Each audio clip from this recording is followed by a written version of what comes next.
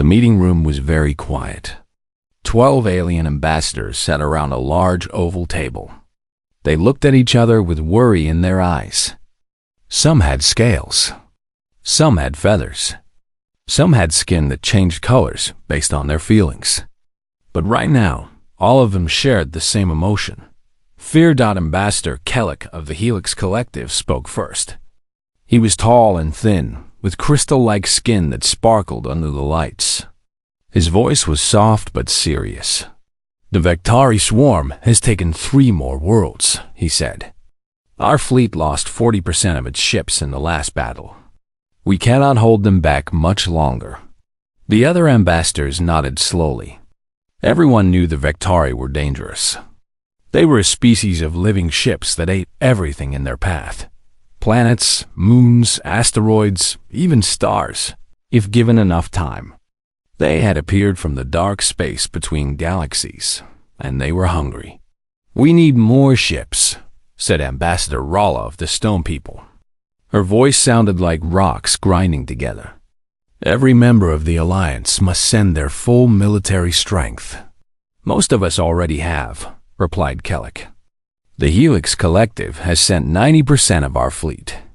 The Crystal Singers have sent everything they have. The Void Walkers have given us their best warriors." He paused.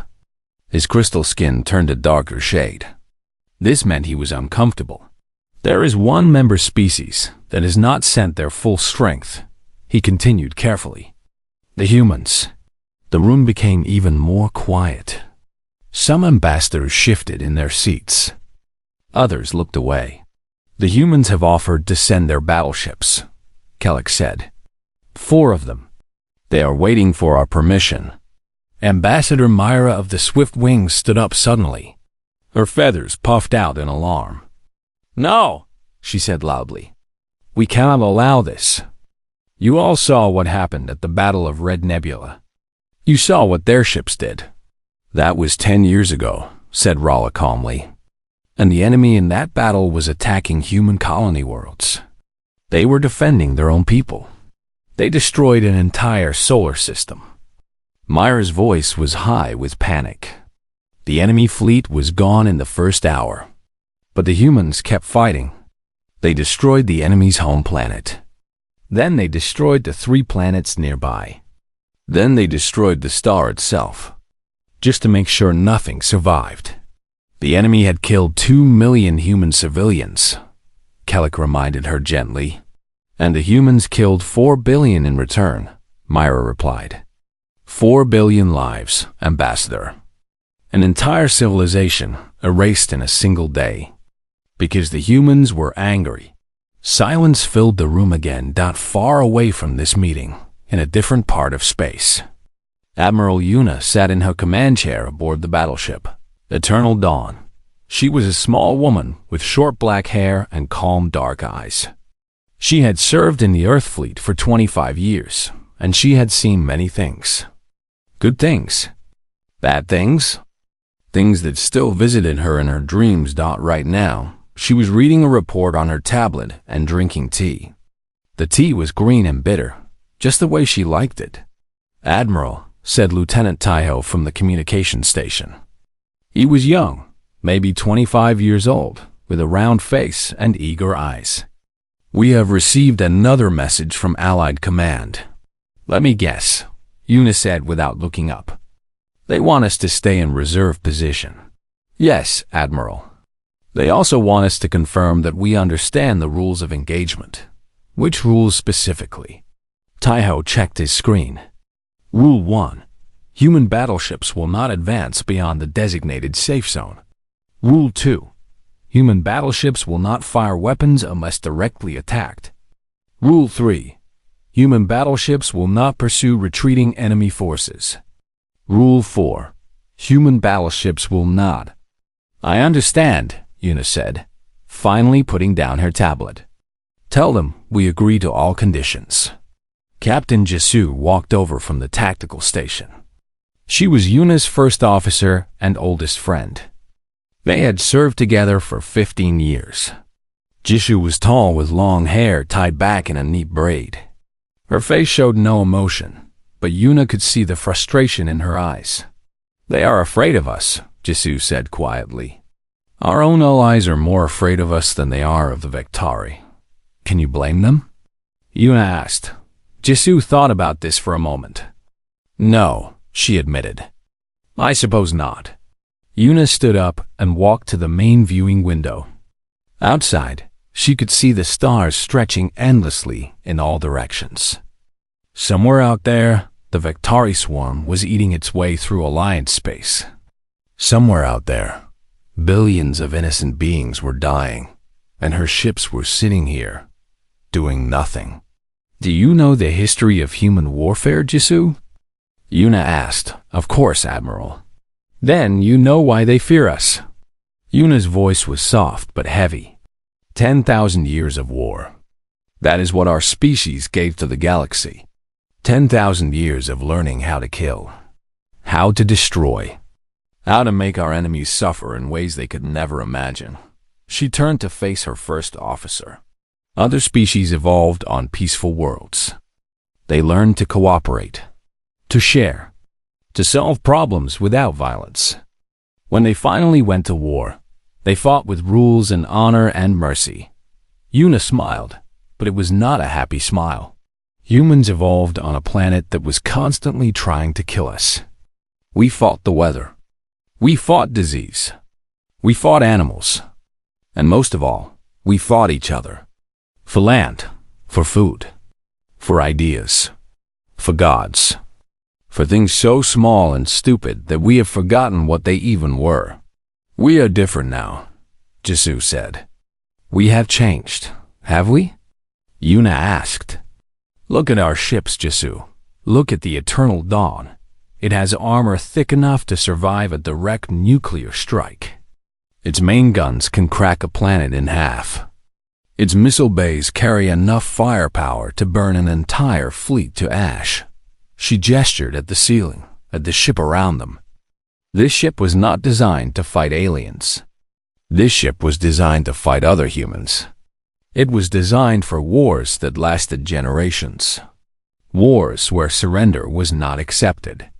Wars where the only goal was complete and total destruction of the enemy. Jisoo was quiet for a long time. "And now we point these weapons at other species?" she finally said. "Yes," Yuna nodded slowly. "Now you understand why they keep us in reserve. They know what we are.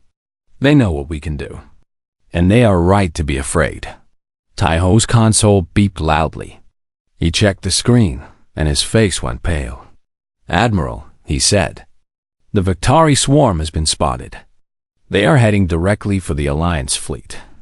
Estimated arrival time is 6 hours. Yuna took a deep breath. She walked back to her command chair and sat down. Around her, the bridge crew watched and waited. "Send a message to Allied Command," she said calmly.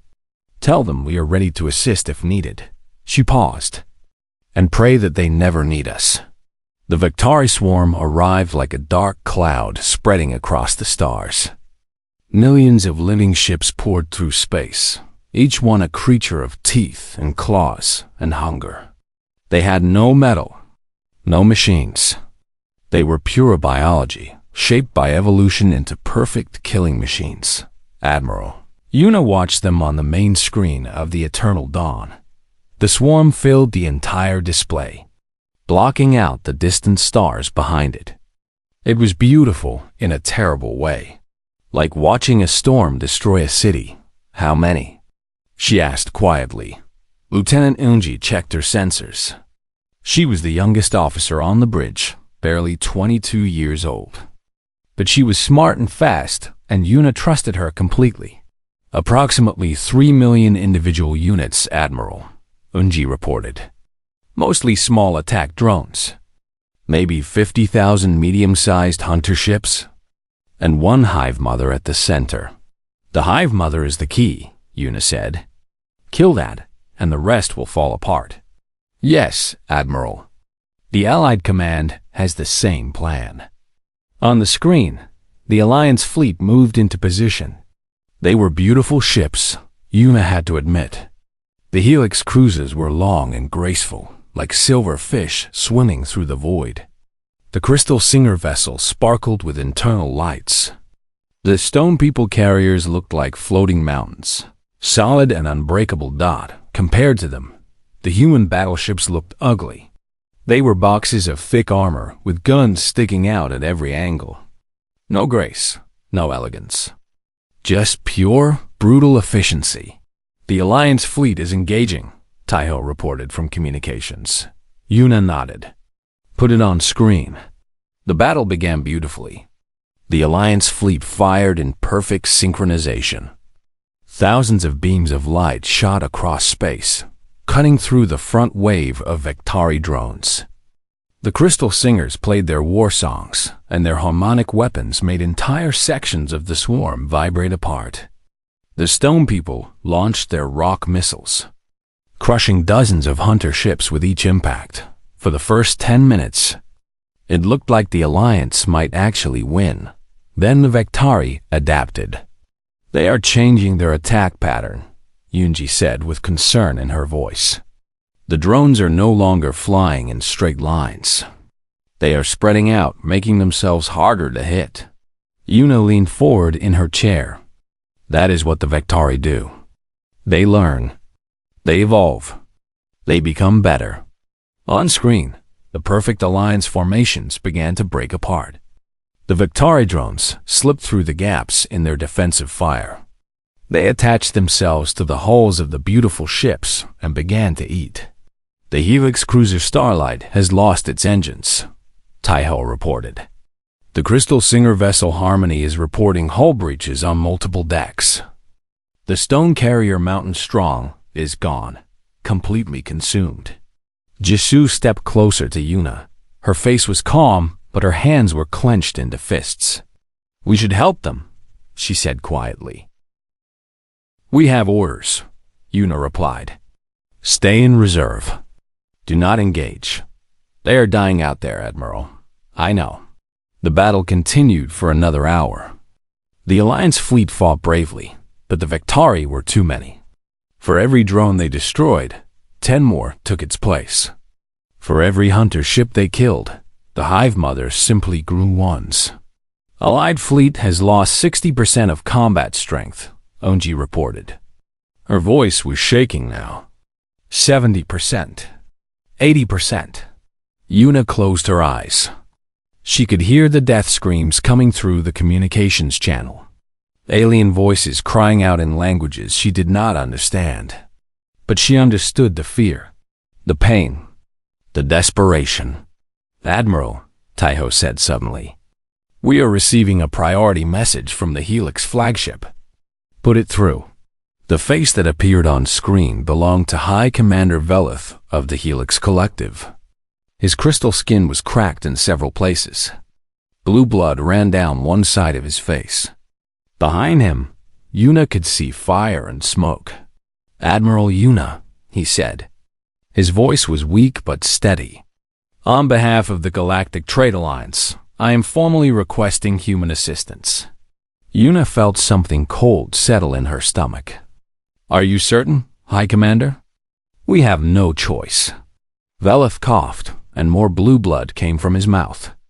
"If the Vektari win here, they will consume 50 inhabited worlds before another fleet can be assembled.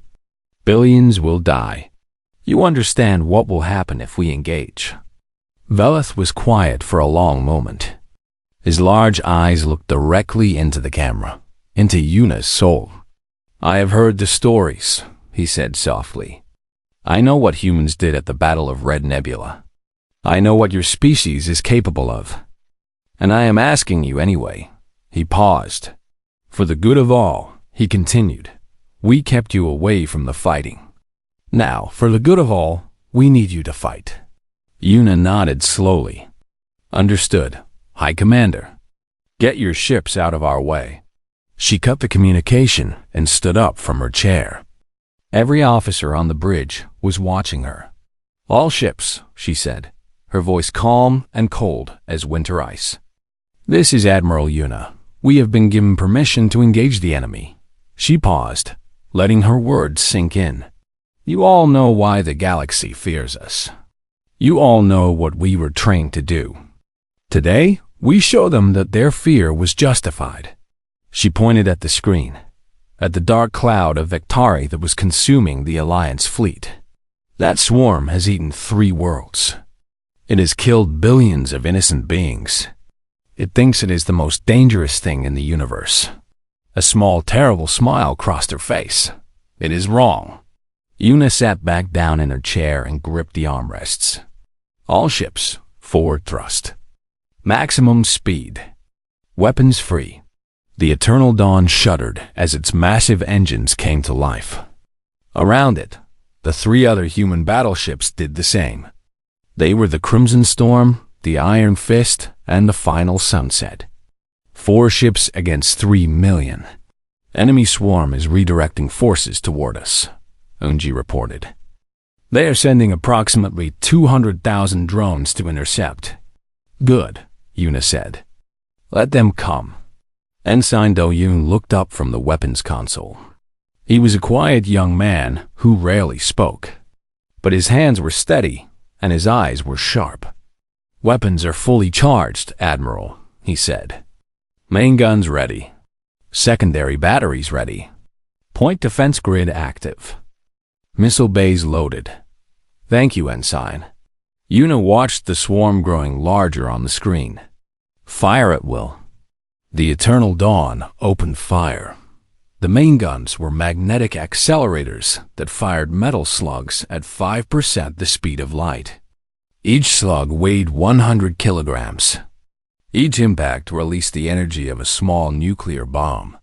The first volley hit the incoming drones like a hammer hitting glass. Thousands of them simply ceased to exist, vaporized by the raw force of the impact. The second volley killed thousands more. The third and fourth volleys turned the interception force into a cloud of blood and debris. "All intercepting drones destroyed," Unji reported. She sounded surprised. "Continue advance," Una ordered. "Target the hunter ships next." The human battleships pushed deeper into the swarm, their guns never stopping. Fire poured from them in all directions. The night of space lit up with explosions, and somewhere in the heart of the swarm, the Hive Mother felt something it had never felt before in its billion-year existence. Fear. The Hive Mother was old. It had been born in the darkness between galaxies, where no light ever reached. It had consumed its first planet before humans had learned to make fire. It had eaten entire civilizations before humans had built their first cities. In all that time, it had never met something it could not kill. Until now. The 4 human battleships carved through the swarm like hot knives through butter. The Eternal Dawn led the way, its massive guns firing without pause. Behind it, the Crimson Storm and the Iron Fist spread out to the sides, creating a triangle of destruction. The Final Sunset brought up the rear, picking off any drones that tried to attack from behind. Lieutenant Unji stared at her sensor display with wide eyes. Numbers scrolled across the screen, counting the dead. 10,000, 50,000, 100,000. The count kept climbing. "Admiral," she said, her voice barely above a whisper, "we have destroyed 500,000 enemy units in the last 30 minutes. Only 500,000? Una replied calmly, "We need to do better. Increase firing rate by 20%. "Yes, Admiral." The Vectari were not stupid. They had survived for billions of years by adapting to every threat. Now they tried to adapt to the humans. The first adaptation was speed. The drones changed their approach, coming in faster and from more angles. They hoped to overwhelm the human point defense systems. It did not work. Ensign Dohan tracked each incoming drone with perfect precision. His fingers danced across the weapons console, directing thousands of small defensive guns. Each gun fired 10 times per second. Each shot killed a drone. The air around the Eternal Dawn filled with explosions as the drones died before they could reach the hull. "They are learning," Jisoo observed. They're trying new tactics. Let them learn, Yuna said. It will not help them. The second adaptation was size. The Hive Mother created larger hunter ships, each one the size of a small moon. These giant creatures had thick shells that could survive the main gun impacts. It did not work either. Target the large hunter ship at bearing 47, Yuna ordered. Fire the heavy cannon. The Eternal Dawn had one weapon that it rarely used. It was too powerful, too dangerous, too difficult to control. But for targets like this, it was perfect. The heavy cannon was a beam weapon that focused all of the ship's reactor power into a single shot. It could only fire once every 10 minutes. But when it fired, nothing could survive. The beam crossed space in an instant, hitting the giant hunter ship directly in the center. For a moment, nothing happened. Then the creature began to glow from the inside. Its thick shell cracked. Light poured through the cracks. And then, with a flash that lit up the entire battlefield, the giant hunter ship exploded into 1 billion pieces. Target destroyed, Da-hyun reported. His voice was completely flat, as if he had just completed a simple training exercise. The Hive Mother tried a third adaptation. It gathered its remaining forces into one massive wave. Millions of drones and thousands of hunter ships, all attacking at once from every direction. This was its strongest attack. Its final attack. Surely nothing could survive this. The human battleships did not try to dodge. They did not try to run. They simply formed a tight square formation and kept firing. All ships, activate full defensive mode, Yuna commanded. And prepare for close combat. Close combat was something that no other species in the galaxy ever did in space battles. It was considered suicidal, crazy, impossible. For humans, it was just another Tuesday. The swarm hit the formation like a wave hitting a rock. Drones crashed against the thick armor of the battleships. They clawed at the metal. They sprayed acid. They tried to chew through the hull plates. Nothing worked. Human battleship armor was not like other armor. It was not designed to be light or efficient. It was designed to survive. The outer layer was solid steel, 2 meters thick.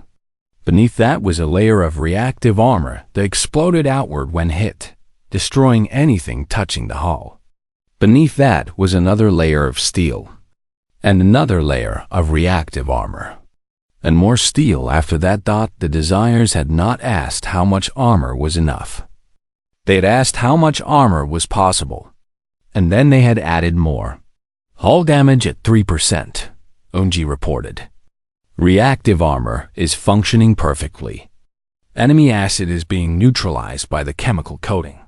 Good, Yuna said. Now, all ships, activate close combat protocols. Hatches opened all along the sides of the 4 battleships. Small turrets extended outward. These were not the main guns or the point defense weapons. These were something else entirely. They were flamethrowers. Streams of plasma fire burst from the turrets, reaching out hundreds of meters in every direction. The temperature was high enough to melt steel, to vaporize rock, to turn living creatures into nothing but ash and memory. The drones attacking the hulls screamed as they burned. Their acid evaporated before it could touch the armor. Their claws melted before they could grip the metal. They died by the thousands, cooked alive by weapons that humans had first invented to use against each other in ancient wars. This is not battle, Jisoo said quietly, watching the carnage on the screen. This is slaughter. Yes, Yuna agreed. That is what humans do. Inside the Hive Mother, panic was growing. The great creature had never felt panic before. It had never needed to. But now, watching its children die in flames, it understood what panic was. It began to retreat. The Hive Mother is pulling back, Eunji reported. It is trying to escape. Eunice stood up from her chair. Her eyes were cold and hard, like stones at the bottom of a frozen river. "No," she said. "It does not get to escape. Not after what it did to those colony worlds. Not after the billions it has killed." She turned to face her crew. "All ships, pursuit formation. We end this now." The 4 human battleships accelerated, their engines burning bright against the darkness of space. The remaining drones tried to block them, but they were scattered and weak now. "Easy targets. Speed bumps on the road to the Hive Mother. We are entering the core of the swarm," Taiho announced. "Distance to Hive Mother, 50,000 kilometers in closing. Prepare the ramming prow," Yuna ordered. Jisoo turned to look at her in surprise. "Admiral? You cannot be serious." "I am always serious, Captain." The ramming prow was the most insane weapon on an already insane ship. It was the front end of the battleship, reinforced with so much armor and so many shock absorbers that it could survive a direct impact with almost anything. Other species thought it was a joke when they first heard about it. A weapon for ramming into enemies? In space? That was primitive, barbaric. Stupid. Then they saw it in action, and they stopped laughing. "Ramming prow activated," Doyun reported. "Impact shields at maximum. Structural integrity fields at maximum. All crew, brace for collision." The Hive Mother saw the eternal dawn coming. It tried to turn, to dodge, to create more drones to block the approach. But it was too slow, too tired. It had never needed to run before. Distance to Hive Mother, 10,000 kilometers. Taiho counted down. 5,000. 2,000. 1,000. Yuna gripped her armrests. "All hands, brace for impact." The eternal dawn hit the Hive Mother at full speed. The impact was like a god punching a mountain. The Hive Mother's shell cracked. Its body broke. The battleship pushed through its flesh and bone and organs, leaving a trail of destruction behind it. And still, the ship did not stop. It came out the other side, covered in blood and gore, but still whole, still fighting, still hungry for more. Behind it, the Hive Mother began to fall apart. Without its central brain, its body could not hold together. It broke into pieces, and those pieces broke into smaller pieces, until nothing remained but dust and memory. The swarm was dead, and the humans were just getting started. Silence. That was the first thing Admiral Yuna noticed after the eternal dawn punched through the Hive Mother. Complete and total silence on the communications channel. No screaming, no cheering, no congratulations. Just silence. She understood why. The Allied ships had been watching everything. They had seen the human battleships enter the swarm. They had seen the flamethrowers. They had seen the ramming attack. And now they were too shocked to speak.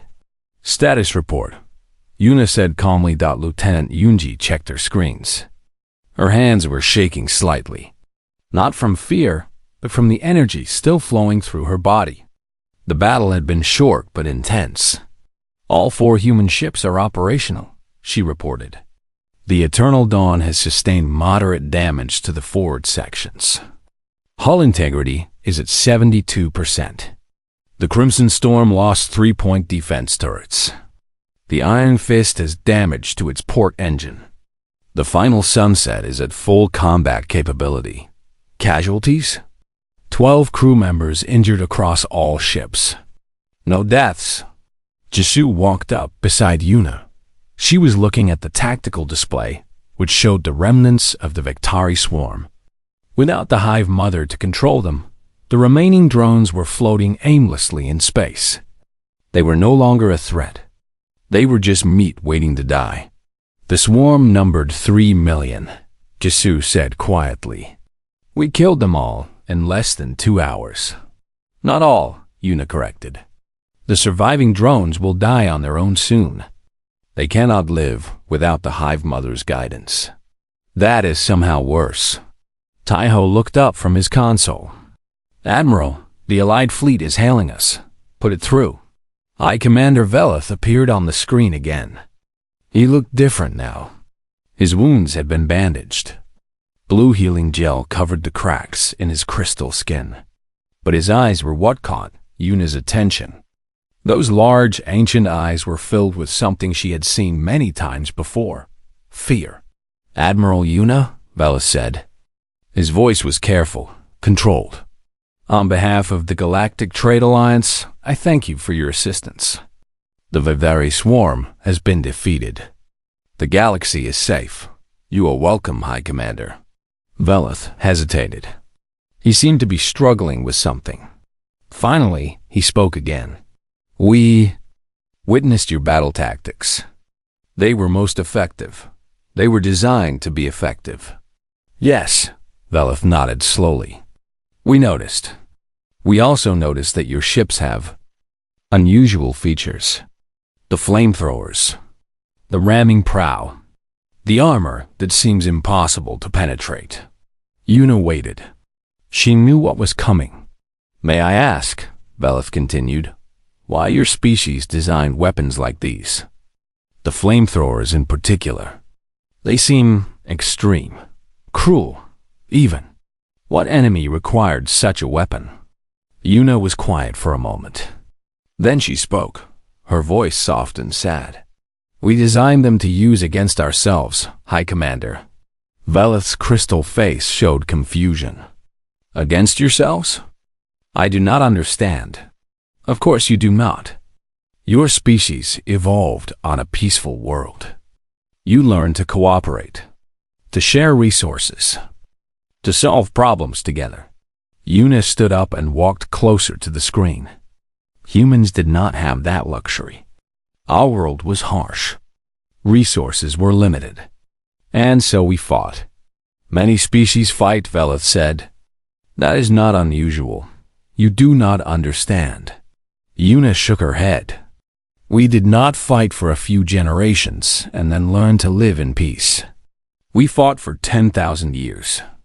We fought over land, over water, over food, over ideas, over religion, over politics, over things so small and petty that history has forgotten them." She pointed at the display showing her battleship. "This ship? Its armor design comes from tanks we built to survive nuclear attacks from other humans. Its main guns are based on weapons we created to destroy human cities. Its point defense systems were first developed to shoot down missiles launched by other humans." Veleth's eyes grew wide. "And the flamethrowers," Yuna continued. "Those were invented thousands of years ago. We used them to burn human soldiers alive, to terrify human enemies, to make other humans afraid of attacking us. The silence on the bridge was absolute. Even the human crew members were listening with grim expressions. Your species looks at the universe and sees friends you have not met yet, Yuna said. My species looks at the universe and sees threats we have not killed yet. That is the difference between us. That is why you fear our battleships. Because they were not built to fight aliens. They were built to fight monsters. She paused. And the worst monsters we ever faced were ourselves. Veleth was quiet for a very long time. His crystal skin flickered through several colors as he processed this information. Finally, he spoke again. I believe I understand now, he said slowly. The stories about the Battle of Red Nebula, the complete destruction of the enemy civilization. It was not because you are evil. It was because that is what we were trained to do, Yuna finished. When humans go to war, we do not fight to win. We fight to make sure the enemy can never fight again. Ever. We destroy their ships, their stations, their colonies, their homeworld, everything. That is terrifying. Yes, it is. Another long pause. Admiral Yuna, Veleth finally said, I'm going to make a recommendation to the Alliance Council. I am going to suggest that human battleships remain in reserve during all future conflicts. I expected as much. Not because we do not trust you, Veleth added quickly. Not because we think you are evil, but because you are afraid of what we might do, Una said. You are afraid that if you let us fight too often, we might forget how to stop. You are afraid that we might destroy more than you can afford to lose. Veleth nodded slowly. Yes, that is exactly what I fear. Una smiled. It was a tired smile, full of old pain and older wisdom. That is a wise fear, High Commander. We are afraid of it too. She turned to face her crew. They were watching her with respect and understanding. They knew what they were. They knew what humans were capable of. And they carried that knowledge like a weight on their shoulders. My species has worked very hard to become civilized, Una said, turning back to Veleth. We have learned to control our worst impulses, to channel our violence into productive pursuits, to only fight when absolutely necessary. She gestured at the battlefield around them, at the remains of 3 million dead Vectari. But the capacity for destruction is still there. It will always be there. It is part of who we are. And if we ever forget that, if we ever become too comfortable with violence again. She did not finish the sentence. She did not need to. I understand, Veleth said. The humans will remain in reserve. For the good of all. For the good of all? Una agreed. The communication ended. The screen went dark. Captain Jisoo stepped up beside Una. Her face was thoughtful. Do you think they will ever truly trust us? She asked. Yun looked out at the stars, at the beautiful and terrible universe that surrounded them. No, she said honestly. And perhaps that is for the best. Perhaps the galaxy needs someone to be afraid of. Someone who reminds them that the universe is not always kind. That monsters exist. She turned to face her first officer. We are the monsters under the bed, Jisoo. The thing that other species tell their children about to make them behave. And as long as we stay in reserve, as long as we only come out when truly needed, the galaxy will remain safe. From the Vectari? Una shook her head. From us. 20 years passed. The galaxy changed in many ways during those 20 years. New trade routes opened. Old conflicts ended. Species that had been enemies for centuries learned to become friends. The Galactic Trade Alliance grew stronger and larger, welcoming dozens of new member species, and the humans remained in reserve. Admiral Una retired after 15 more years of service. She had led the human fleet through 7 more conflicts, though she had only been called to fight in 2 of them. Both times, the fighting ended quickly. Both times, the enemy was completely destroyed. And both times, the Alliance looked at the aftermath with fear in their eyes. Now Una lived on a quiet colony world called New Bizen. It was a small planet with green mountains and blue oceans. She had a house on a hill overlooking a peaceful valley. She grew vegetables in a garden behind her house. She read books. She drank tea. She tried to forget the things she had seen. One morning, a ship landed in the field below her house. It was a small civilian transport, not a military vessel. A young woman stepped out and walked up the hill toward Una's home. Una recognized her immediately. Lieutenant Junji, she said with a smile. It has been a long time. Captain Junji now, Admiral. Junji smiled back. I was promoted 3 years ago. Congratulations. Would you like some tea? They sat on Una's porch, drinking tea and watching the sunset paint the sky in shades of orange and pink. For a while, they talked about small things. Old friends. New assignments. The changes in the fleet. Finally, Junji came to the reason for her visit. There is a situation, Admiral. The Council is concerned. Una nodded slowly. She had expected something like this. Tell me. A new species has appeared at the edge of the galaxy. They call themselves the Iron Lords. They are conquerors. Warriors. They have destroyed 3 member worlds in the past month. And the Alliance fleet? Yunji's face darkened. We have fought them twice. Both times, we lost badly. Their ships are heavily armored. Their weapons are powerful. They do not negotiate. They do not accept surrender. They simply destroy everything in their path. Yuna felt something cold settle in her chest. It was a feeling she had not felt in years. The feeling of war approaching. Where are they now? She asked. They are moving toward the core worlds. At their current speed, they will reach Alliance Central in 6 months. Yunji paused. The council has called an emergency meeting. They are discussing options. Options? Yuna raised an eyebrow. There is only one option, and we both know it. Yes. Yunji nodded slowly. The human battleships. Yuna set down her teacup. She stood up and walked to the edge of her porch, looking out at the beautiful valley below. The evening stars were beginning to appear in the darkening sky. How many battleships do we have now? She asked. 12, Admiral. The fleet has grown since you retired. And who commands them? Captain Jisoo commands the Eternal Dawn. She was promoted to the position 5 years ago. Yuna smiled at that. Jisoo had always been the best choice to replace her. Steady, calm, dangerous when necessary.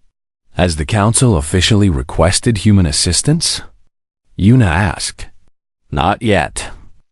They are still debating. Yunji's voice carried a hint of frustration. Some of them are more afraid of us than they are of the Iron Lords. They remember the Vectari. They remember what we did. They should remember. That is why they are still alive. Yuna turned to face her former subordinate. Her eyes were hard now, like they had been during the old wars. The peaceful gardener was gone, replaced by the admiral who had destroyed 1 million ships. Go back to the council, she said. Tell them that the humans are ready to fight. Tell them that we will honor the old agreement and remain in reserve until called. But also tell them this. She stepped closer, her voice dropping to almost a whisper. Tell them that the Iron Lords sound like humans. Conquerors who do not negotiate. Warriors who do not accept surrender. If that is true, then the Alliance fleet cannot beat them. Only another group of monsters can fight monsters. She paused. And we are the best monsters the galaxy has ever known. Yunji nodded. She stood up and bowed respectfully to her former commander. I will deliver your message, Admiral. Captain. Yes? Yuna smiled. It was a cold smile, full of old memories and older dangers. When the council calls for our help, and they will call, tell Jisoo to be careful. The Iron Lords may be the first enemy we have faced that actually understands what we are. They may not be surprised by our tactics. They may not be afraid of our weapons. What should she do if that happens? Yuna's smile grew even colder. Tell her to remind them why they should be afraid. 6 months later, the Battle of Alliance Central took place. It was the largest space battle in galactic history. The Iron Lords brought 5,000 warships, each one the size of a mountain. They came expecting an easy victory. They came expecting to crush the weak, peaceful species of the Alliance. They did not expect the humans. 12 human battleships met them at the edge of the system. The battle lasted 18 hours. When it was over, not a single Iron Lord ship remained. The debris field stretched across millions of kilometers. The survivors, and there were very few survivors, told stories to their people back home. They told stories of ships that could not be destroyed, of weapons that burned everything they touched, of warriors who kept fighting even when they were damaged, of enemies who did not stop until nothing remained. They told stories of monsters. The Iron Lords never attacked the Alliance again. Their empire withdrew to the far edge of the galaxy and closed its borders. They became isolated, quiet, afraid. and the humans returned to their reserve positions in her garden on New Bizen. Admiral Yuna heard the news. She smiled and went back to tending her vegetables. The war was over. The galaxy was safe, and the monsters were sleeping once again. On the eternal dawn, Captain Jisoo sat in her command chair and looked out at the stars. Her ship was battered and scarred from the battle. Her crew was tired, but they were alive, and the enemy was not. "Captain," Lieutenant Taiho said from communications, "the Alliance Council is sending their thanks. They are also requesting that we return to reserve position immediately." Jisoo smiled. It was the same cold smile that Yuna used to wear. "Of course they are," she said. "They are afraid of us again. Can you blame them, Captain?" Jisoo thought about the battle. She thought about the fire and the death and the terrible efficiency of human warfare. She thought about the Iron Lord ships breaking apart under the assault of weapons designed to kill the unkillable.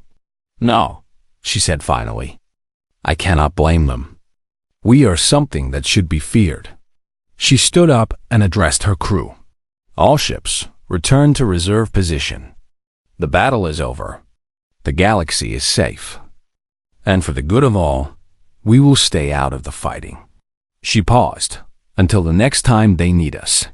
The human battleships turned and flew away from the battlefield. Behind them, the debris of 5,000 enemy ships slowly drifted through the void. The Alliance celebrated their victory. Species across the galaxy cheered and sang and thanked the humans for their help. But none of them forgot the lesson they had learned. For the good of all, keep the human battleships away from the fighting, because when the humans fight, nothing survives. And that is exactly why the galaxy keeps them ready. Just in case. The end.